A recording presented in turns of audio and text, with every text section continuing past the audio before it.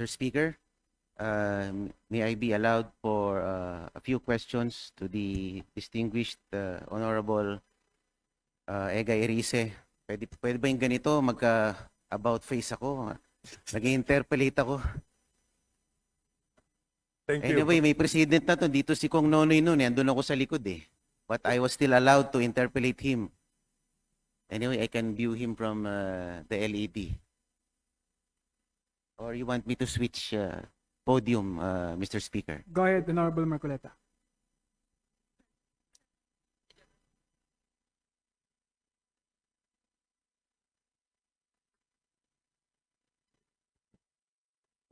Salamat po. While I have nothing against the election of the new Senior Deputy Minority Leader Kong Laila de Lima, I just would like to know, Mr. Distinguished colleague, kung ano po ang role ng minority dito sa House.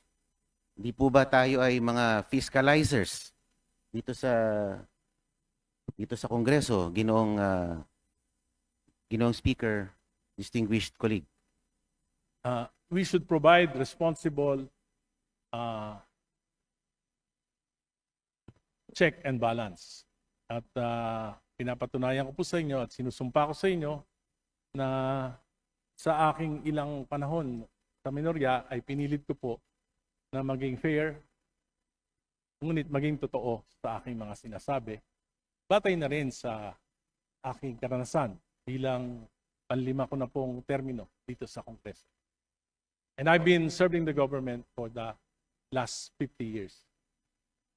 Opo, and being tasked to provide checks and balances dito sa Kongreso, tayo po ba inibigyan ng panuntunan na kung hanggang saan lang ang pwede nating usisain o tuligsain insofar as the policies of the government are concerned, Mr. Speaker, distinguished colleague? Wala naman po, wag lang po tayong lalabag sa decorum at kung kakayanin po natin na dapat ipagtanggol na yung mga sinasabi natin ay tama at hindi kasinungalingan. Opo, napanood ko po yung video ninyo na kayo po ay nagsalita dun sa tackling ng anti-dynasty bill, and you were prevented to finish your statements. Nakita ko po there was an attempt to halt your manifestation, Mr. Speaker, distinguished colleague. Mr. Speaker, hindi po na-prevent ako. Ako po'y nakapagsalita ng maayos. Medyo passionate nga lang po yung aking pagsasalita sapagkat yung anti-political dynasty bill po ay 4 na dekada ko nang ipinaglalaban. Salamat po. Opo, at base sa inyong sinabi, imbis na maisulong ang anti-dynasty bill, parang naging an act institutionalizing political dynasties ang nangyari. Sa inyo pong pakiwari, ganun po ang nangyari. Yun po ang aking opinion. At ako I share the views of the distinguished colleague na parang tayo po ay pinipigilang magsalita dito.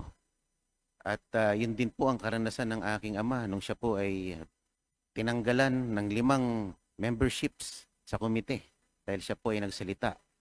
At ito ay laban sa kumpas ng House leadership nung panahon na yun. At tila nararamdaman ko rin pag ako po ay pinuputol pa nagsasalita dito sa plenaryo, maging sa mga komite. At I share the same sentiment being expressed by the honorable colleague. Tinatangka po na ako po ay pigilan, Mr. Speaker, pero hindi po ako nagpapapigil. Yun po ang masama sa akin. Salamat po.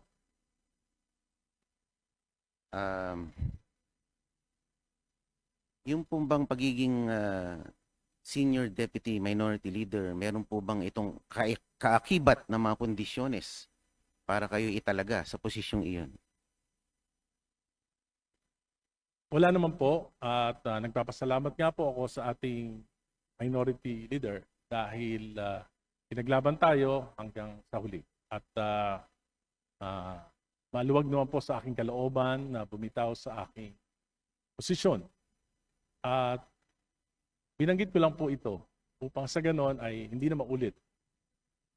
At sa iba pang mga miyembro ng minority na pigilan sa kanilang pagsasalita. Sapagkat yung criticism po, sa mga private corporations po, nagbabayad pa sila ng mga critics upang makita nila yung mga pagkakamali at maitama.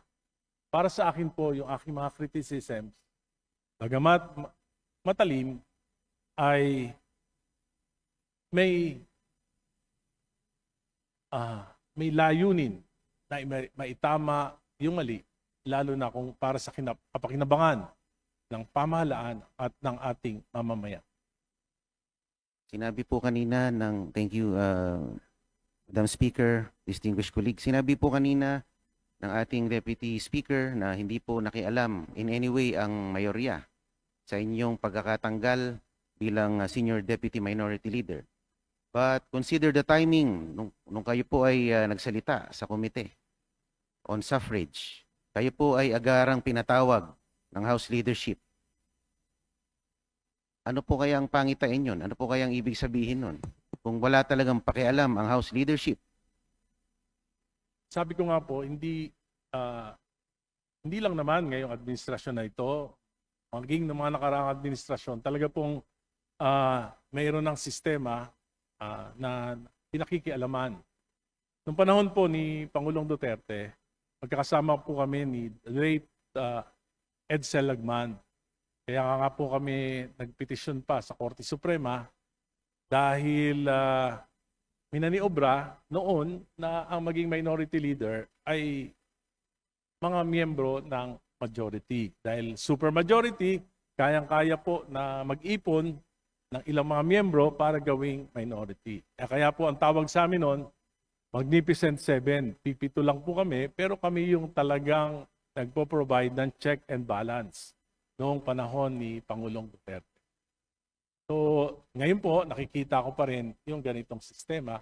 At sana po, sa pamagitan ng pagsasalita ko, ay mabigyan talaga ng dignidad ang mga minorya na talagang maipahayag yung kanilang mga damdamin at saloobin nang walang inaalala na matatanggalan ng mga posisyon, matatanggalan ng mga komite, matatanggalan ng mga benepisyo para po sa para po ma-preserve yung integridad ng ating House of Representatives. Thank you, Madam Speaker.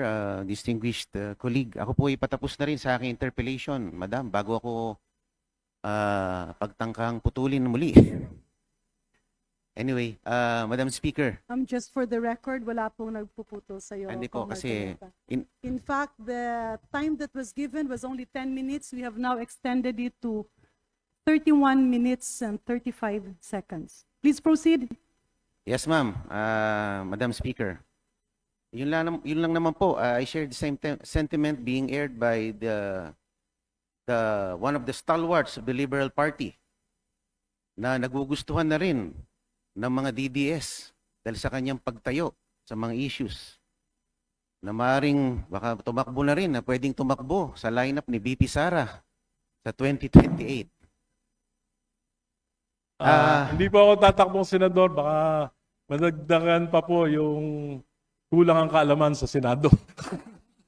Pag-isipan niyo po, do not close your doors, distinguished colleague. Dahil nakuha niyo rin po ang aking respeto ngayong hapon na ito. At sana po, mas malaya na po ang pagsasalita dito sa ating Kamara dahil tayo po ay isang demokratikong institusyon. Dapat hindi po tayo pinipigilan magsalita. Lalo na po kung tayo ay miyembro ng minorya. At thank you po, Madam Speaker, distinguished colleague.